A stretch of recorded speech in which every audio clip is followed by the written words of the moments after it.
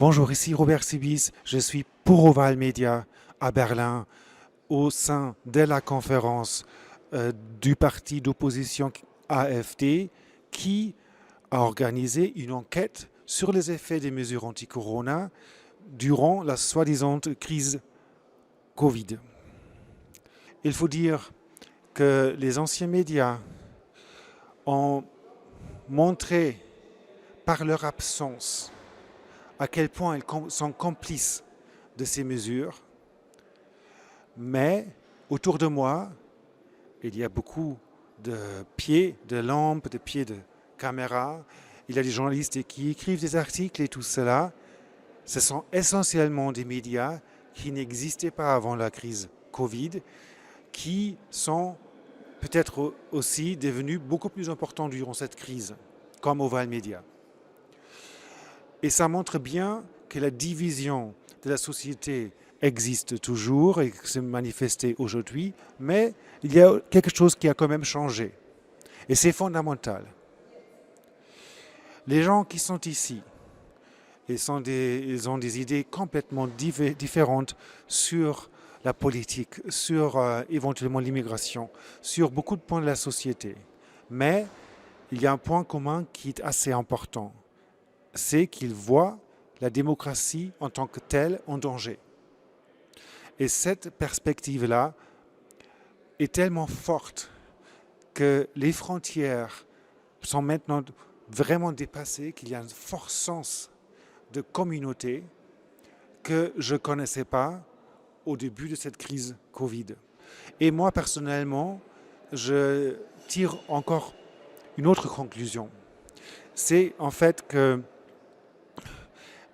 la dimension mondiale de la crise Corona en tant que crise fait qu'on comprend mieux les mécanismes d'oppression, les mécanismes de pouvoir.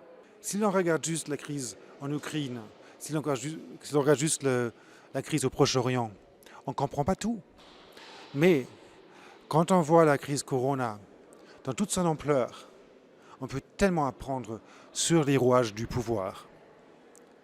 Et je crois que ça s'est passé ici. Ça s'est passé aussi aux membres du Parlement allemand et je crois que ça va propager. À la fin, on voit en fait qu'on est vraiment menacé, pas seulement au niveau d'une santé, d'un système de santé qui ne fonctionne plus, mais ça va bien au-delà. On a tout un système mondial qui s'est créé. Moi, personnellement, je parle d'un coup d'État planétaire qui menace les citoyens dans tous les pays. Et je suis assez content que ces mots-là ont été trouvés aussi par d'autres personnes ici, même par des membres du Parlement autrichien et allemand.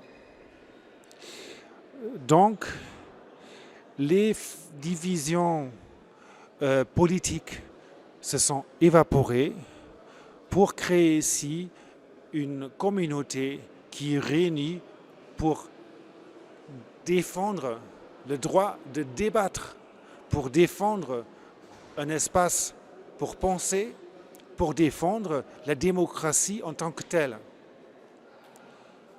Et cette lutte-là, elle va continuer et elle est fortement renforcée par ce que nous avons vécu ici ces 2 derniers jours.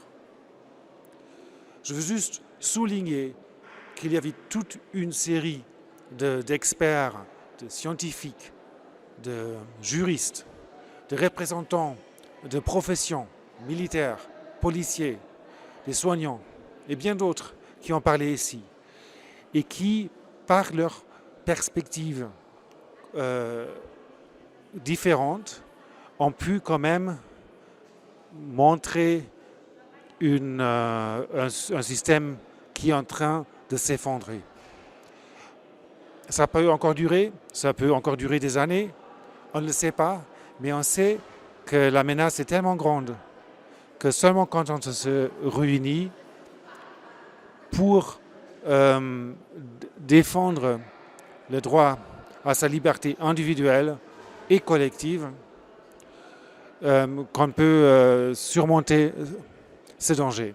Je sors de cette conférence avec l'espoir que les gens qui défendent la liberté vont surmonter leurs différences et que les structures nouvelles vont surgir et rester pour créer un monde meilleur. Bonne soirée.